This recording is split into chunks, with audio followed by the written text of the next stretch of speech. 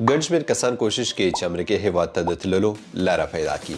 نن یو داسې پروګرام یو داسې لار درته ښایم چې که چېرته قسمت در سره یاري وکړه نو بغیر د پیسو مصرف کولو بغیر د ستونزو څخه به وتوانېږئ چې په 2025 کال کې په قانوني ډول امریکې هېواد ته لاړ شئ او هلته ګرین کارت ترلاسه کړئ. دغه لاره یا پروګرام د 2025 کال امریکې هېواد لټ شوي ویزې دي. که چېرته قسمت در سره یاري وکړه نو تاسو به وتوانېږئ چې په 2025 کال کې بغیر د پیسو مصرف کولو بغیر د ستونزو څخه امریکې هېواد ته په قانوني ډول لاړ شئ. خو هغې لپاره څه ضروري دي؟ یو یا د پروسې لپاره ثبت نام، دوهم قسمت. کله مو چې ثبت نام وکړو او قسمت در سره یاري ونه کړه هغه خو ځان ته خبره ده، خو که چېرته قسمت در سره یاري وکړه تاسو یا د پروسه کې بریالي شوئ نو بیا به وتوانېږئ چې امریکې هېواد ته په 2025 کال کې راشئ. ځینې کسان یا د پروسه دروغ بولي خو داسې نه ده. دغه پروسه حقیقت لري. د تېرو څو کالونو راهیسې یا د پروسه روانه ده. تر ننه پورې په زرګونو کسان وتوانېدل چې د دې پروسې له لارې امریکې هېواد ته لاړ شي او هلته ګرین کارت ترلاسه کړي. زموږ هېوادوال که د نړۍ په هر هېواد کې دي دوی کې کم چا تر 12 پورې سبق ویلی دی یا 2 کلنه تجربه لري. زموږ څومره هېوادوال چې بهرني ملکونو کې دي یا عربو ملکونو کې دوی تجربه چې ما چک کړې ده د ټول د دې لپاره وړ دي، مطلب الیجیبل دي چې یا د پروسې لپاره ثبت نام وکړي. که یې تعلیم کړی دی بیا خو صحیح ده تر 12 پورې. دویم کولی شي که کم چا تعلیم نه دی کړی خو تجربه لري دی هم کولی شي چې یا د پروسې لپاره ثبت نام وکړي. د ثبت نام فیس که چېرې تاسو پخپله یې کوئ نو دې کم فیس نشته. دغه لینک چې په سکرین باندې درته ښکاري د دې له لورې کولی شئ چې پخپله ثبت نام وکړئ.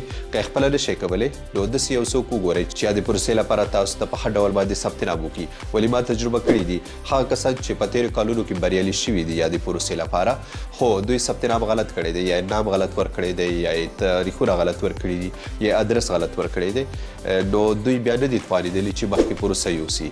خورا دقت وکړئ چې په یاده پروسه کې غلطي ونه کړئ. د دې لپاره ثبت نام د 10مې میاشتې 4 تاریخ د شپې 8 بجو څخه پیل کېږي افغانستان پر وخت تر د 11مې میاشتې 9 تاریخ د شپې 8 بجو پورې یاده پروسه دوام لري. په دغه دوران کې تاسو کولی شئ چې د لپاره ثبت نام وکړئ.